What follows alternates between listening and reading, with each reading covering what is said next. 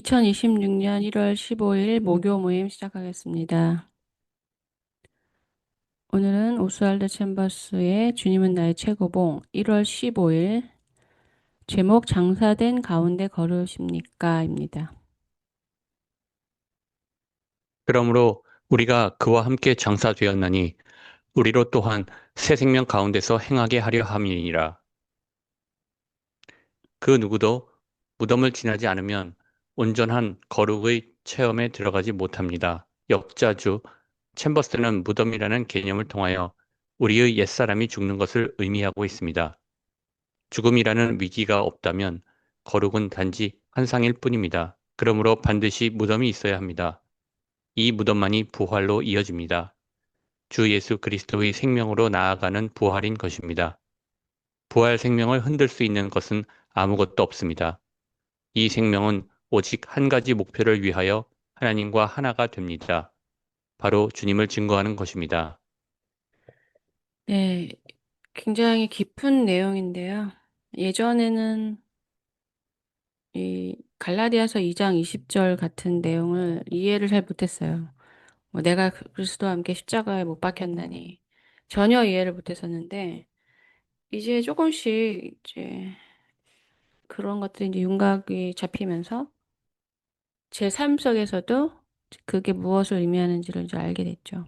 기본적으로 저희가 접했던 기독교가 그 본질적 기독교랑 굉장히 멀리 있어요. 제가 생각해 볼 때. 그래서 하나님이 저에게 그 기독교에 대해서 알고 싶다라는 그런 마음을 주신 것 같아요. 그러니까 왜냐하면 저는 신앙을 이제 어릴 때부터 믿어왔고, 하나님이 계신다라는 것을 믿었던 것 같고, 교회 생활을 좋아했고, 그, 그냥 그 교회라는 것이 주는 안전함, 뭐 따뜻함, 관계, 뭐 이런 것들을 좋아했던 것 같습니다. 근데 이제 대학교 때 고민을 하면서 제가 처음에 느꼈던 감정은 너무 모호하다는 거예요.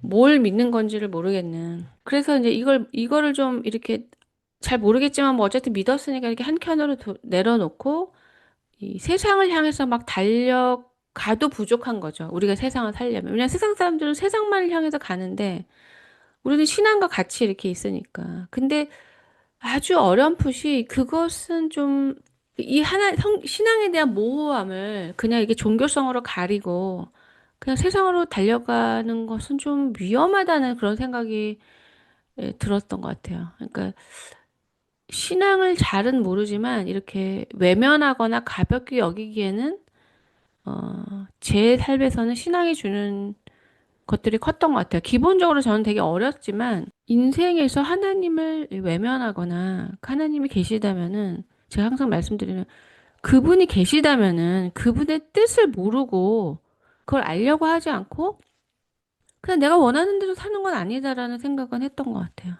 그런데 하나님의 뜻은 너무 모호하니까.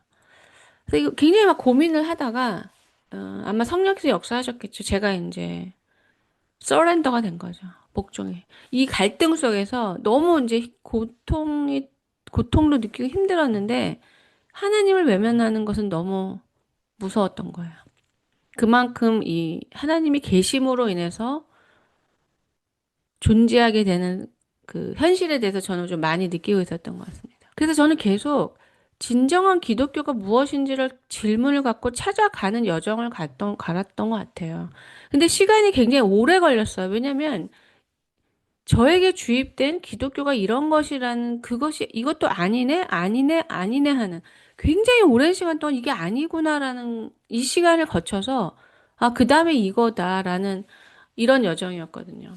그러니까 이 여기서 보면은 이 말씀을 우리가 이해하지 못하는 이유는 대체로 우리는 번영시나 교회를 오면은 그 보편적인 종교에서 사람들이 원하는 그 편안한 삶, 안락한 삶, 무탈한 삶, 또 신의 가호로 알 수 없는 미래에 대해서 좀 보장을 받는 네, 이런 영역에 머물렀기 때문에 그렇게 하나님이 나를 도와주시고 복 주시는 삶 속에서 예수님과 함께 죽는다는 게 무슨 말이냐고요. 무슨 말인지 하나도 몰라요. 그냥 이건 사도바울 같은 사람이나 사는 삶이다. 이렇게 생각하고 어떻게 그럴 수 있나. 어떻게 그렇게 예수님과 함께 죽을 수가 있는가. 라는 생각을 했지 그분과 다시 그분과 함께 부활한다는 게 무엇을 의미하는지 아는 사람이 없기 때문에 이 메시지가 전달이 안 됩니다. 왜냐하면 우리가 부활한다는 확신이 없이 왜 죽겠어요? 죽음이 끝인데 부활할 수가 없다면 왜 죽냐고요. 끝까지 오래 살아야죠. 예, 복음을 떠나서라도 오래 살아야죠. 죽음이 끝이면은. 우리 맘대로 하면서. 네, 누구도 무덤을 지나지 않으면 온전한 거룩의 체험에 들어가지 못합니다. 이 문장이 저희 공동체는 여기서부터 출발한 거예요. 제가 30년 정도 지나서 이 공동체가 시작된 거는 제 계획도 아니었고, 저는 전혀 이런 계획이 없었어요. 저는 겁이 많아서 다른 사람 인생에 간섭하거나 이렇게 인도하는 것이 두려워요. 왜냐면 나 자신도 잘 모르겠는데, 괜히 나 따라왔다가 뭐 잘못되면 뭐 그 책임도 나한테도 오니까, 뭐 당신이 보고 오려면 오지만 나한테 이렇게 임발부 대지를 말라고. 그런 개인적인 마음을 가졌는데, 주님이 내 안에 사시는 한, 그거는 굉장히 인간적인 생각이었던 거죠. 그러면 이제 저희 공동체 시작부터 출발하시면, 다행히 여기 계신 분들은 제 말을 이제 신뢰해서 따라와 주신 거죠. 근데 이 신뢰해서 따라오는 게 2019년 이전까지 안 됐던 거예요. 예, 그러니까 저는 굉장히 최선을 다했어요. 그냥 복음은 그 바빙크가 말한 것처럼 신뢰할 만한 사람의 말을 통해서 그것을 신뢰로 받아들임으로써 전달이 되는 거지, 내가 이성으로 확증하고 선택하는 게 아니에요. 왜냐면 그 자체는 믿는다라는 개념이 없기 때문에. 그래서 아무리 전하는 사람이 무식하고 언어가 굉장히 수준이 떨어진다고 하더라도 메시지를 믿음으로 받아들이는 형식을 통해서 우리가 복음이 들어오는 거죠. 왜냐면 이 복음은 우리가 분석하거나 이렇게 재단할 수 있는 어떤 글이나 사상이 아니고 인격이기 때문이에요. 그러니까 부자나 가난한 사람이나 똑똑한 사람이나 똑똑하지 않은 사람이나 우리는 예수 그리스도를 전하는 거거든요. 그러니까 어떤 분이 우리 그 서집사님이 저를 친구분들한테 소개시켜 주신 거, 친구분들을 저한테 소개한 거죠. 왜냐하면 저를 통해서 얻을 수 있는 것을 본인이 얻으셨고 그것이 중요하다고 여겨서 소개를 해준 거죠. 이것을 이제 신뢰로 따라오게 되는, 항상 복음은 이런 식이에요. 그래서 복음은 굉장히 위대하고 우리가 이렇게 헤아릴 수 없는 굉장한 지식과 지혜의 보고지만 그건 하나님이 우리 안에 들어오셔서 이제 계시해 주시는 거고, 아주 단순한 전도라는 미련한 방법을 통해서. 왜냐하면 복음이라는 거는 굉장히 엄청난데 우리가 예수님을 누구한테 소개했어요. 이분이 구원자야. 그럼 그 사람이 그 메시지를 듣고 받아들이면 그 엄청나고 위대한 분이 그 사람한테 들어가셔서 자신을 계시하는 거예요. 우리가 이 예수가 어떻고 저쩌고 뭐 복음이 어떻고 저쩌고 이렇게 설명을 잘해서 이 사람을 설득하고 이해시켜서 믿게 되는 게 아니에요. 이것도 굉장히 오래 걸려서 알게 된 겁니다. 그래서 저는 전달하는 저 자신의 잘못 때문에 복음이 피해를 보지 않기 위해서 노력을 했다는 거예요. 그 부분에 대해서는 제가 굉장히 신실하게 했다는 거예요. 그러니까 이제 안 믿는 거는 그 사람의 몫이 되는 거죠. 그 사람이 안 받아들이는 거죠. 물론 뭐 아주 잘 전달해야만 받아들이는 건 아니지만 전달하는 것도 중요하죠. 복음을 정말 사랑한다면 귀하게 여기겠죠. 그러면 이제 저희 공동체가 시작하고 반드시 시작된 게 뭐냐면 이 죽음의 내용이에요. 내가 사랑하는, 일단 내 자아가 죽는다고 하면은 이건 너무나 큰 거고 사람들이 무슨 말인지도 몰라요. 너의 자아가 죽어야 네 자아 대신 하나님의 아들이 하나님의 아들로서 살 수 있는 인생을 유한하고 죄만 짓다 살 인생 속에서 말씀이 육신이 된 삶으로 살아주신다라는 게 복음이에요. 근데 그러려면은 자아가 죽으려면은 최소한 자아의 한 조각인 내 애착, 내가 사랑하는 거, 그거를 내려놓지 못하는데 자아가 죽을 수 있을 리는 없어요. 사람들은 그거를 하나씩 내려놓면서 끝까지 자아는 내려놓지 못하는 경우가 많아요. 돈 내려놓을 수 있고, 명예 내려놓을 수 있어요. 자식도 내려놓을 수 있고. 하지만 끝까지 못 내려놓는 게 자아라는 거예요. 그래도 이제 이 레벨이 있는 거죠. 1학년, 2학년, 3학년. 그래서 제가 저를 만난 분들에게 돈이 가장 쉬운 거라고 말씀드린 거예요. 그러니까 이 길이 얼마나 굉장한 길이냐고요. 세상은 돈이 제일이거든요. 근데 이 길에서는 돈을 가장 먼저 내려놓는 거예요. 그러니까 세상이 알지도 못하는 길이죠. 세상이 우상으로 여기는, 세상이 신처럼 여기는 돈을 아무렇지도 않게 가장 쉽게 내려놓는 길.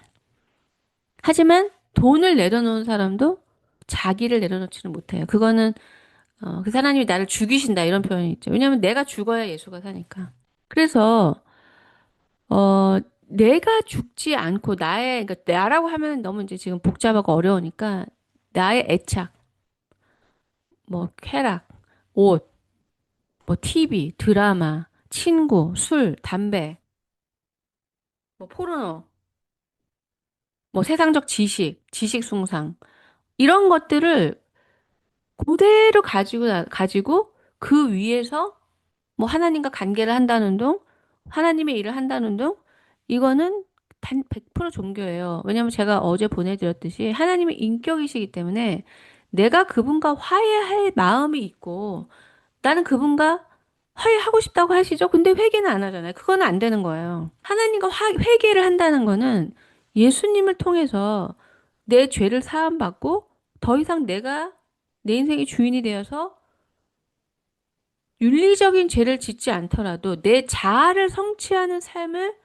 그치는 것이 하나님과 화해하는 거예요. 근데 우리는 이런 메시지들을 100% 인간적으로 들어요. 아주 이기적인. 예.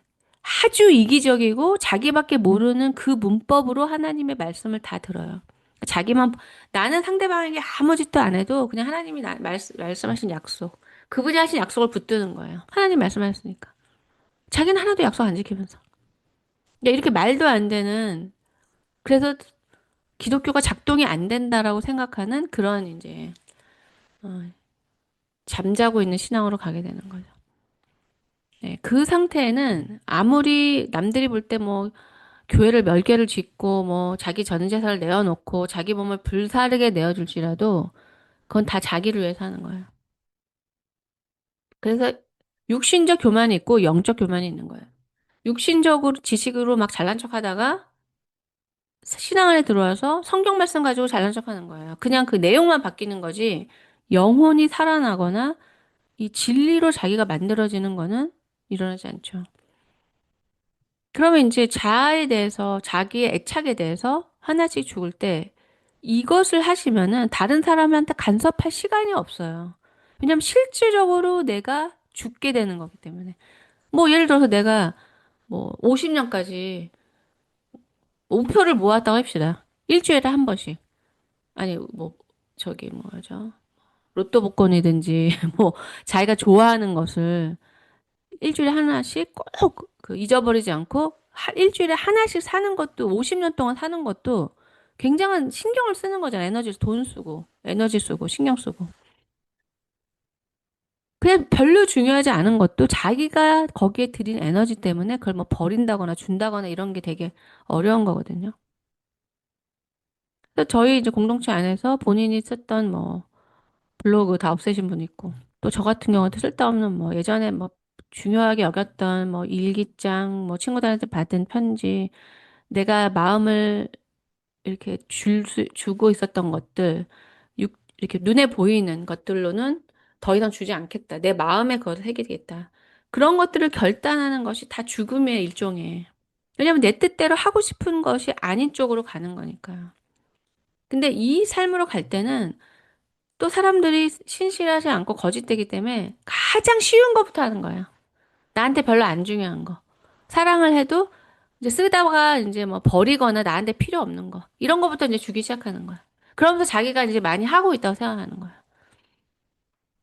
그래서 이 길을 저같이 진짜 가려는 사람은 나한테 가장 중요한 거 하나만 죽으면 다른 건 다 끝나는 거예요. 이게 시간 낭비하지 않는 거예요. 아무리 내가 나한테 안 중요한 거를 98개를 내어주더라도 나한테 가장 중요한 거는 하나는 절대 못 내려놓는다. 그럼 하나도 내려놓은 게 아니에요. 이게 하나님과 세상의 관계. 왜냐면 하나님 마음의 중심을 보시기 때문에. 물론 중요하지 않은 것부터 정리하는 것도 중요해요. 하지만 중요하지 않은 걸 정리하는 거를 시작으로 아, 이런 거 별로 중요하지 않구나. 쓸데없는 데 에너지 썼구나. 그것도 결단을 해야지 이게 쓸데없는 줄 알죠. 그리고 뭐든지 결단이라는 것은 가볍지가 않거든요. 왜냐면 내가 이렇게 갖고 있는 거랑 이렇게 담배를 피다가 안 펴야겠다 하는데 결단을 하려면 그 담배에 관한 모든 것을 싹 다 버려야 되는데 아, 내가 10갑이나 사놨는데 아깝잖아, 돈이. 하나에 얼만데. 저기 어디다 넣어놓는 거예요. 돈이 아까워서. 이 정도 결단이면 못 끊죠. 네, 이런 식의 결단을 하나님이 요구하세요. 왜냐면은 복음이 너무나 귀한데 우리는 이 복음이 은혜로 왔기 때문에 공짜기 때문에 그냥 공짜 정도 무가치하게 뭐 있으면 좋지만 대가를 치러서 살 만큼으로 생각하진 않아요.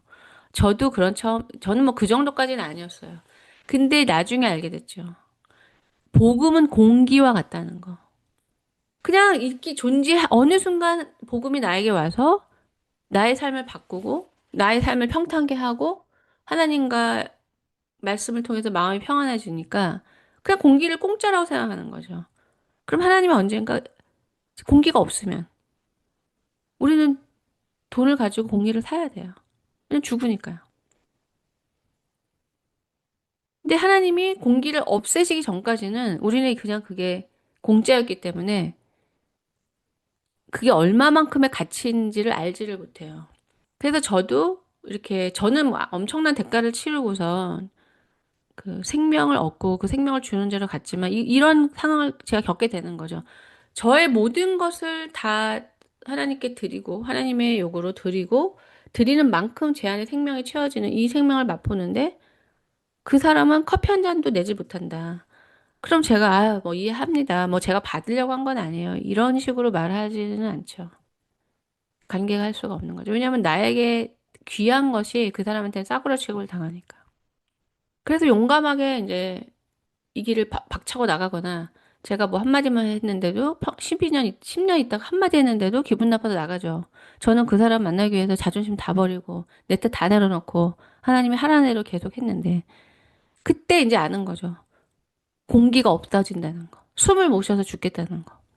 이 상황을 우린 잘 이해를 못해요. 그러니까 하나님이 우리에게 요구하시는 건 다 맞는 거거든요. 이걸 생각하셔야 돼요. 뭔가를 내려놓으실 때 나에게 복음을 생명으로 전해진 그 사람의 심정도 생각하셔야 돼요.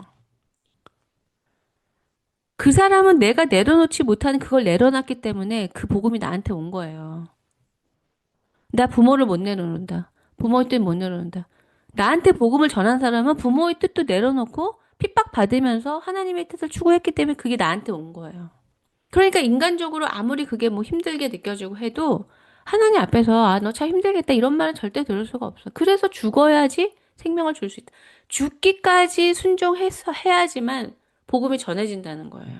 근데 이것을 아, 이 사람은 좀 좋은 사람, 뭐 성격이 좋은 것 같아. 편한 사람이야. 이 정도로 취급하고 있으니까 하나님이 대가를 요구하시는 거죠.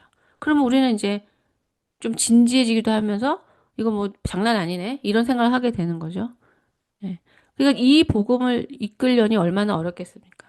한없이 주는 건 저도 편해요. 주는 게 편해요. 그러면 이제 대가를 치르게 하면 그때부터 뭐 공짜 아니었네? 다 받네? 얄짤없네? 이런 식으로, 어, 저한테 말할 거니까. 예. 여기서는 이제 신뢰로 오는 거죠. 제가 그런 대가를 안 치렀다면 그런 요구를 하지 못하죠. 네. 그래서 무덤이 있어야 하는 거죠. 그러니까 이거는 뭐냐면, 옷에 대해서 자기의 애착을 내려놓는 거는 이제 이 길을 가니까 좀 옷을 덜 사자. 이제 그만 사자. 하지만 그 옷에 대한 사랑, 예쁜 옷 입고 막 이렇게 막 멋내고 이렇게 좀 기분도 좋고 막 사람들한테 이렇게 좀 인정도 받고 그 모든 걸 내려놓는 거예요. 왜냐면 새롭게 만들어줘야 되니까. 그러니까 뭘 의미하냐면 죽는 걸 의미해요. 옷에 대해서. 우리는 그냥 이파리만 뛰고 아, 설마 이걸 절대로 하면 안 돼?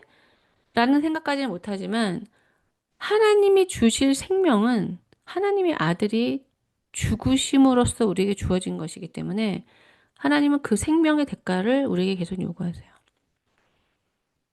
그 대가를 치르지 못하는 사람은 뭐 종교성에 머물 수도 있고 지식도 다 가질 수 있어요. 하지만 예수님과 연합을 못해. 예수님을 알지 못해요.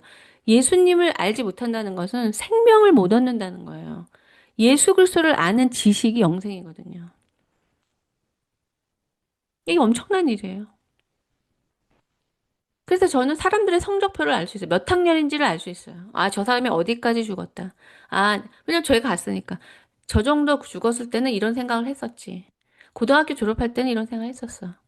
그러니까 이 사람은 하나님의 요구, 생명을 주시기 위한 예수 그리스도라는 존재가 내 안에 사시기 위해서 하나님이 나한테 요구하시는 그 요구를 받아들여서 확장되고 성장하기 위한 그 죽음을 통과하는 생고생을 하는 거죠. 세상적으로 말하는. 그것이 죽음이기 때문에 고뇌를 가져오는 거야. 왜냐면 그리고 그 죽음이기 때문에 이게 진짠가? 이 현실이 진짜인지 생각하게 돼요. 개념에선 상관없죠. 머리를 결단하는 거는 뭐 결단을 100번, 1000번 해도 상관이 없어요.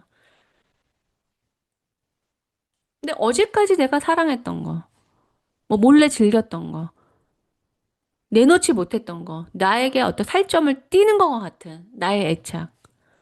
그거를 내려놓는다는 거는 당연히 고뇌가 있어야죠.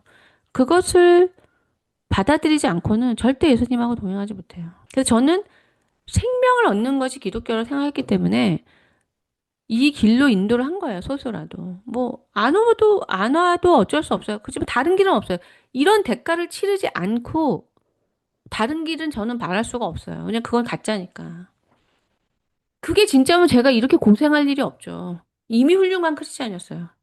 평생. 그러니까 이게 확실한 믿음인 거죠. 뭐, 수없이 회개해도 소용없어요. 왜 기독교인들이 이렇게 수없이 그 이스라엘 사람들이 광야를 돈 것처럼 반복하느냐. 이걸 안 해서 그래요. 왜냐면 이런 자신의 애착과 자기 자신을 사랑함으로 인해서 기인된 삶이 전부인데, 여기에 대해서 죽음으로써 생명을 내 안에 더 확장시키는 일을 하지 않으면, 모든 에너지가 육신을 즐겁게 하는 대로 사용될 수밖에 없어요. 그럼 두 가지. 하나님이 그 육신적으로 살지 않기 위해서 그러면 뭐 시한부 인생 주고, 집안 다 망하고, 그냥 하나님만 붙들게, 하나님만 찾을 수밖에 없는 환경을 주신다. 그렇게 하실 수 없죠. 왜냐면 그건 사랑이 아니거든요. 그건 어쩔 수 없이 문제 때문에 하나님께 나오는 거지. 편해도, 문제가 다 해결돼도 은혜를 주신 하나님을 배신하지 않고 내가 하나님께 한 약속을 지키고 이런 거가 진짜지. 너는 편하면은 날 떠나니까 넌 평생 고생해라. 하나님의 성품상 그렇게는 안 됩니다. 예, 그래서 저는 죽음이 안 두렵다는 거예요. 평생 계속 죽으니까.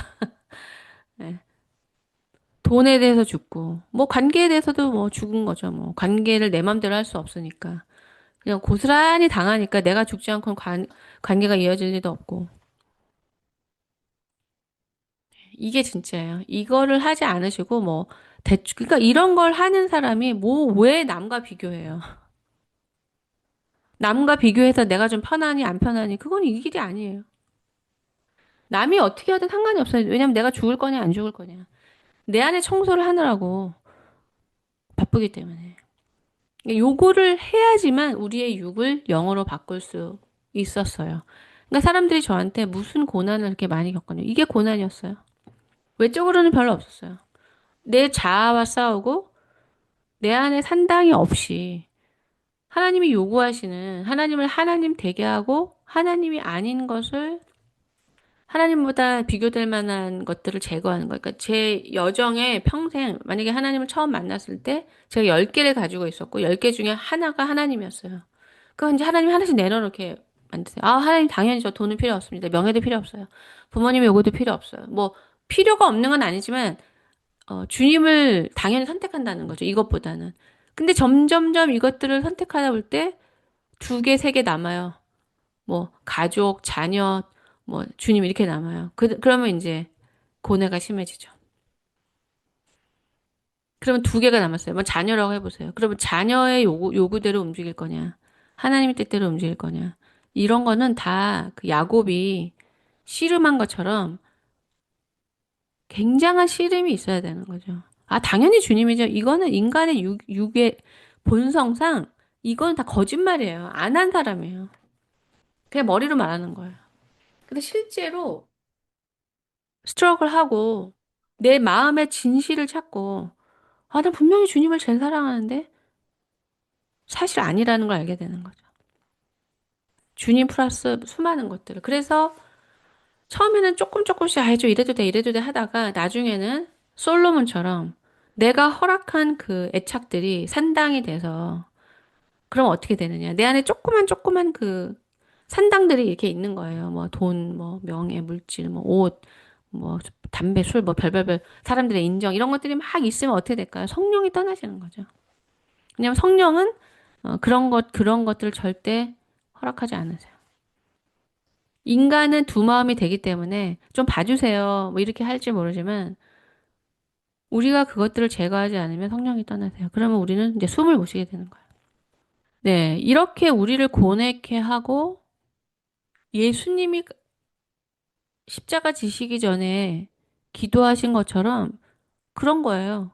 우리는 뭐 인류의 구원자도 아니고 내가 죽어야 되는 일도 아니니까 그분만큼 뭐 핏방울이 땀방울이 되고 이런 건 아니지만 내 자아를 꺾는다는 것은 그렇게 하나님 앞에 무릎을 꿇고 하나님께 복종하기 위해서 씨름하는 그런 시간이 없이는 되는 게 아니에요.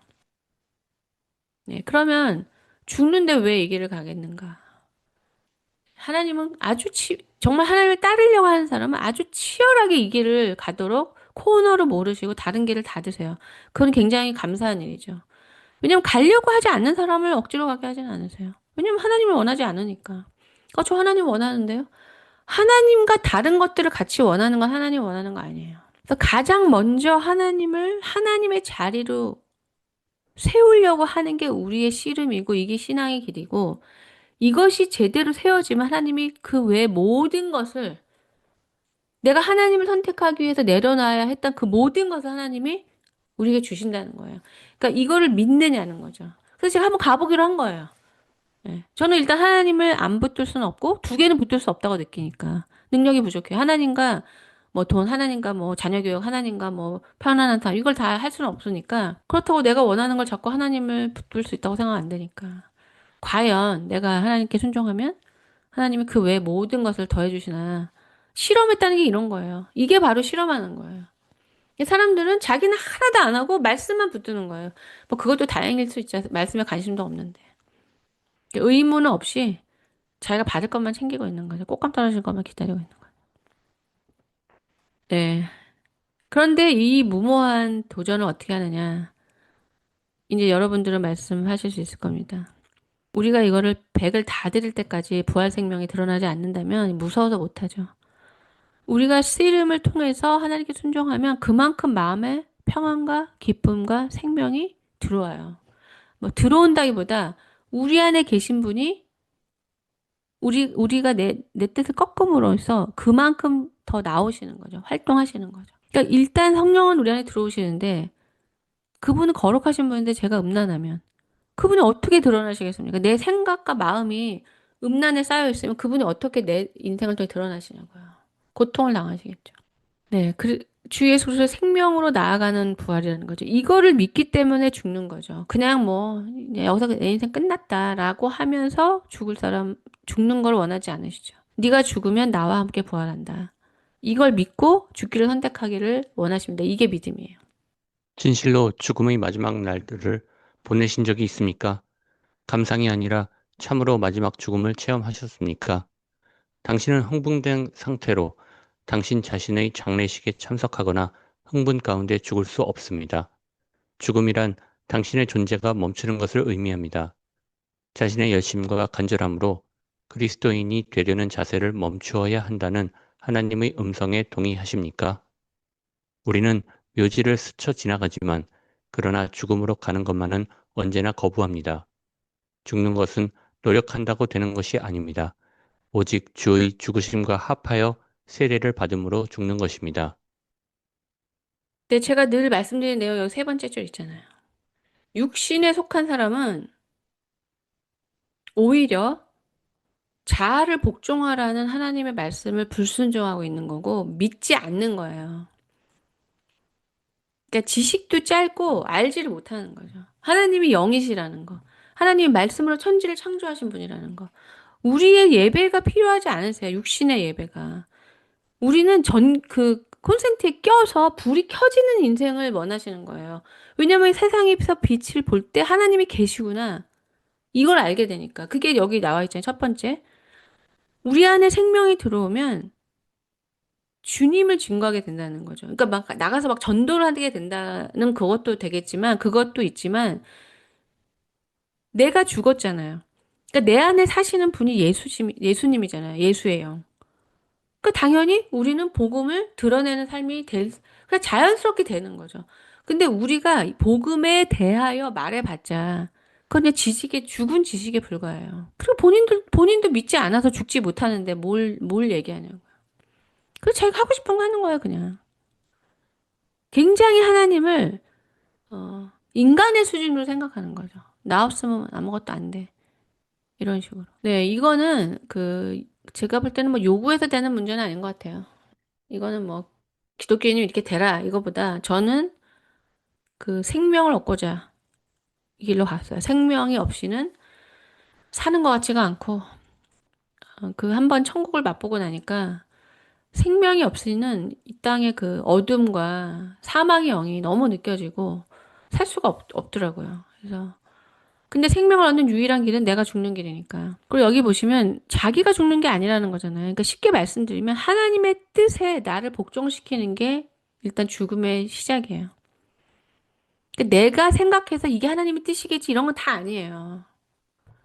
그러니까 이걸 어떻게 설명할 수 있냐면 하나님은 훈련된 군인을 사용하시지 훈련도 안 됐는데 자기가 나가서 전쟁에 나가봤자 그냥 총 맞아 죽는 거예요. 아무리 열심히 있고 아무리 마음이 착하고 상관없어요. 훈련이 안 되는 존재는. 왜냐면 리더의 장군의 말도 듣지 않고 자기 맘대로 막 총 쏘고 막 이럴 거니까. 자기가 막 계획하면서. 이게 영적인 거니까요. 당신은 당신의 무덤이 있습니까? 아니면 죽은 것처럼 당신의 영혼을 속이며 거룩한 게임을 하고 있습니까? 당신의 인생 속에 마지막 날로 기록된 때와 장소가 있습니까? 이 장소는 고통스럽지만 예배적으로 감사한 기억으로 우리의 마음속에 남아 있을 것입니다. 그래요, 그때지요. 바로 내가 무덤에 들어간 날로서 하나님께 항복한 날입니다. 네, 하나님이 우리를 이 길로 인도하시는데 나는 그런 인도를 받은 적이 없다. 그것은 이게 전제가 돼요. 어제 아브라함 칼파가 말씀하신 것처럼 그런 사람은 하나님과 화목되려는 마음이 없는 거예요. 그러니까 그 하나님과 화목된다는 것은 내 죄에 대한 인식이 있어야 되거든요. 내가 더 이상 내 중심적 내가 생각하고 결정하고 살았던 삶을 그치겠다. 예수님의 보혈로 내가 하나님 앞에 가서 생명을 누리고 그분의 생각을 듣고 그분의 뜻을 추구하는데 하나님의 뜻을 내가 따르는 삶을 살겠다라는 결단은 안 해요. 그러니까 얼마나 지금 기독교가 약화됐냐면 많은 상담과 이런 게 있죠. 근데 본질적으로 그 상담의 내용에서 하나님께 복종하려는 마음이 없어요. 말씀에 순종하려는 마음이 없는데 무슨 상담을 해요? 상담이 다 자기 위주의 상담이 되겠죠. 그거랑 마찬가지예요. 하나님과 교제하고 하나님이 자신을 나한테 계시하시는 어떤 인간보다 하나님을 사랑하고 그분과 교제하는 걸 기뻐함으로 인해서 비밀스러운 시간, 조용한 시간, 영적인 것을 사모하는 이런 거 없이 하나님은 상관도 없이 그냥 자기 혼자서 뭐 자기가 하고 있는 걸 즐거워하는 거죠. 세상에서 했던 걸 똑같이 와서 하는 거죠. 그러니까 바뀌지가 않죠. 생각도 안 바뀌고. 그리고 이 죽음은 굉장히 중요한 게 이게 복음을 정말 믿느냐예요. 영을 얻으시려면 육을 내려놓으셔야 돼요.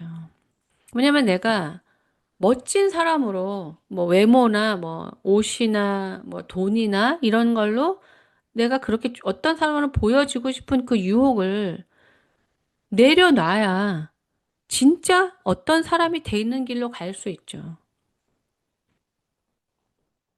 그리고 육체적인 그 정욕에 빠진 사람을 보면 육체의 정욕은 사람을 굉장히 수준이 낮아지게 만들어요.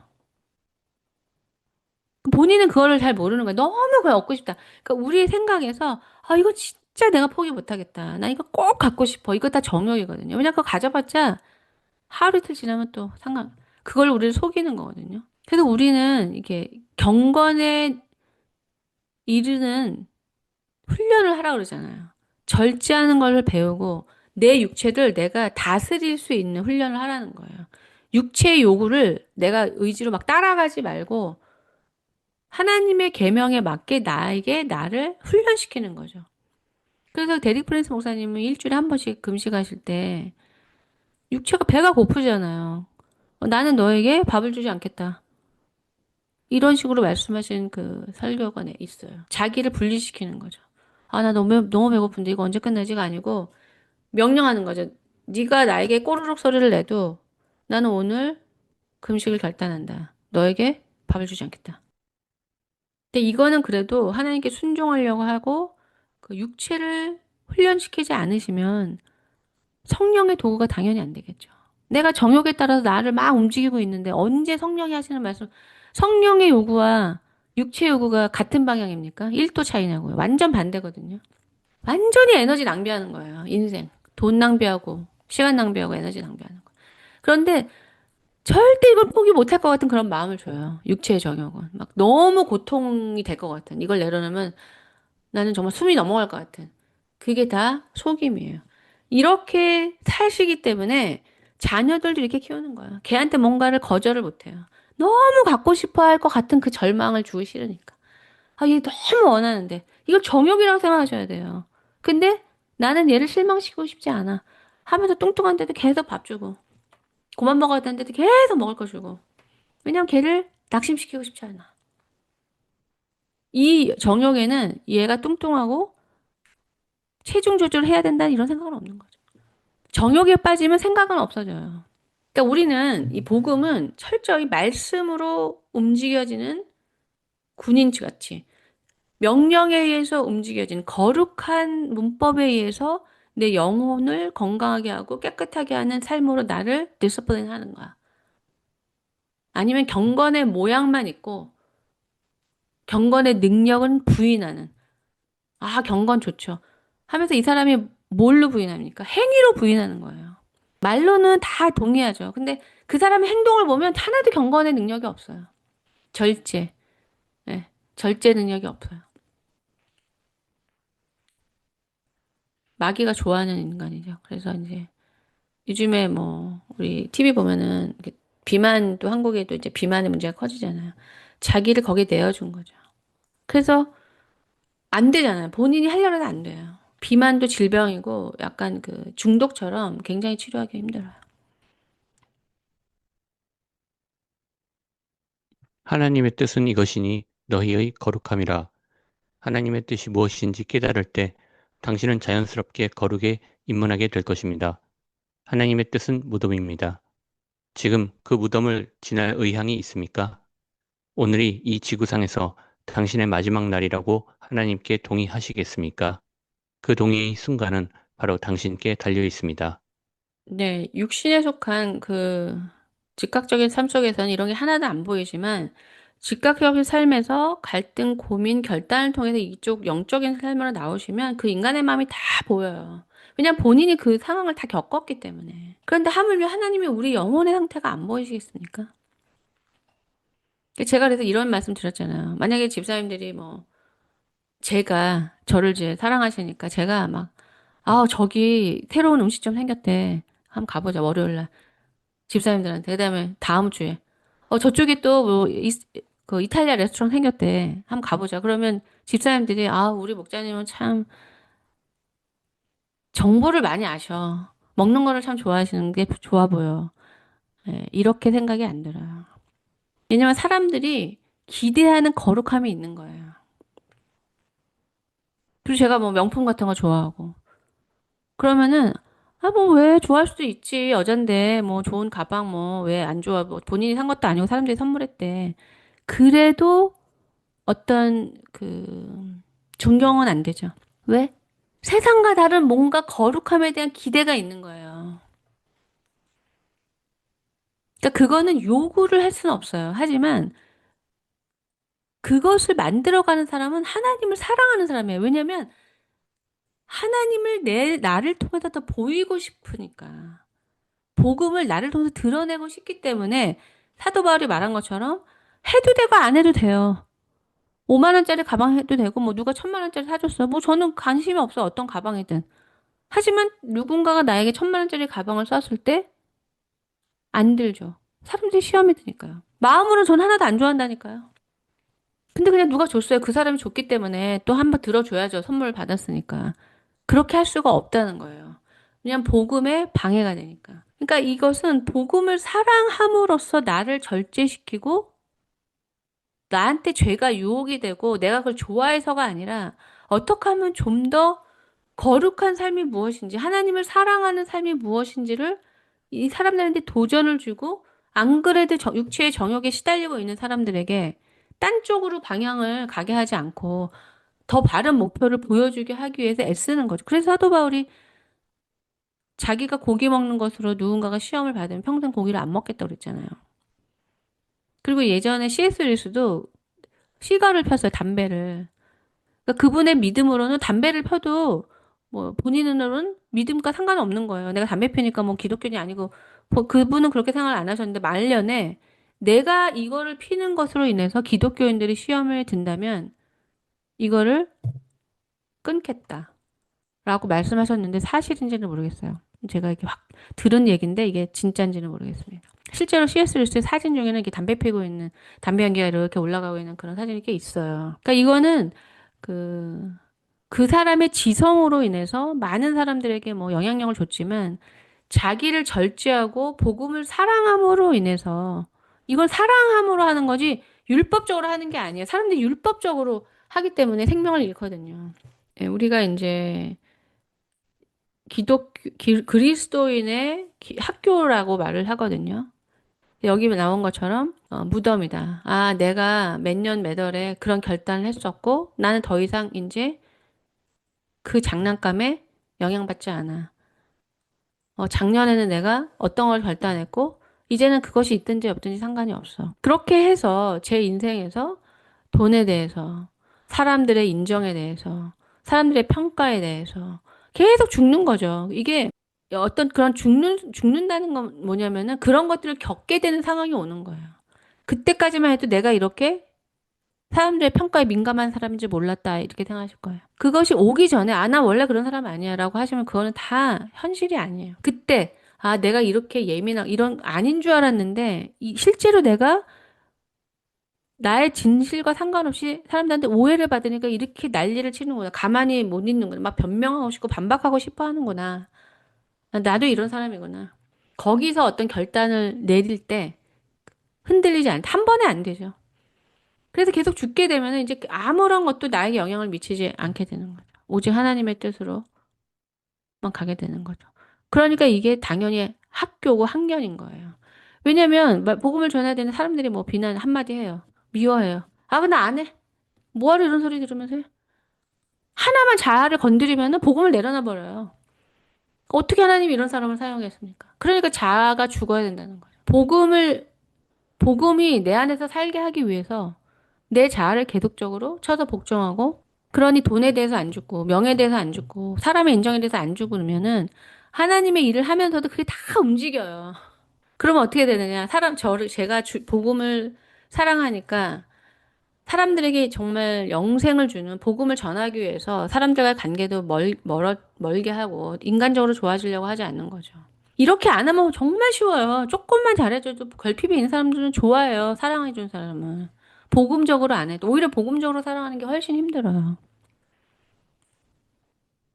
그러면 복음적으로 사랑하고 행동할 수 있는 이거는 복음을 사랑하는 사람만 가능하다는 거. 하나님을 진짜 사랑하고 하나님이 원하시는 것을 하려는 사람만 자기를 절제하고 내려놓고 사람들의 요구도 내려놓고 하면서 진짜 복음이 세워지기 위해서 분투하는 거죠. 한번 이제 앞으로 가보시면 알아. 이게 얼마나 어려운지. 할 만한 거 하고 계시는 거예요. 내가 하고 싶고 할 만한 거, 아직까지는. 네. 그래서 이렇게 이제 내가 언제 죽었다, 무덤이 이제 존재하는 만큼, 무덤의 표시가 성적표처럼 있는 사람만큼, 그게 이제 예수의 흔적이고, 예수님이 그 사람에게서 점점 그 사람을 더 많이 지배하시고 주장하시고 이거는 그만큼 제가 만약에 그렇다면 그만큼 제가 그분을 더 사랑하는 거고 그분의 뜻에 그만큼 더 동의하는 것이고 하나님이 예수님을 통해서 이 땅에 하시고자 하는 것들을 더 사랑한다는 거죠. 근데 여기까지 가는 사람은 굉장히 드물다는 걸 제가 평생에 봤어요. 뭐 다는 아닌데요. 대부분은 자아를 살려두고 내가 할 수 있는 한이라는 as long as를 붙여서 하는 경우가 많아요. 그래서 그 사역이 파워풀하지가 않은 거예요. 성령이 역사하지 않으니까. 네. 이상으로 1월 15일 오스왈드 챔버스의 주님은 나의 최고봉 묵상을 마치겠습니다.